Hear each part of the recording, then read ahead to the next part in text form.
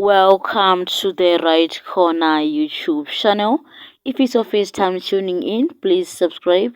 And if you are a returning subscriber, thank you very much.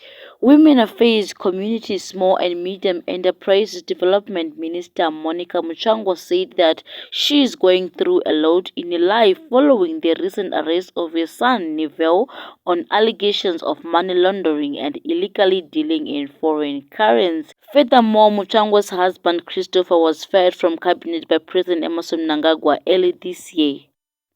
Muchangwa spoke about her hardship while addressing mourners at the funeral wake of the late Nyaradzo Funeral Services Chaplain General Reverend Elise Kamupira this week.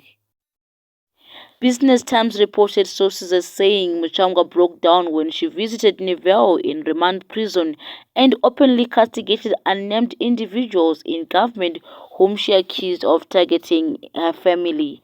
In a leaked audio last week, Monica Muchangwa said the charges of illegal foreign currency trading against Neville were fabricated.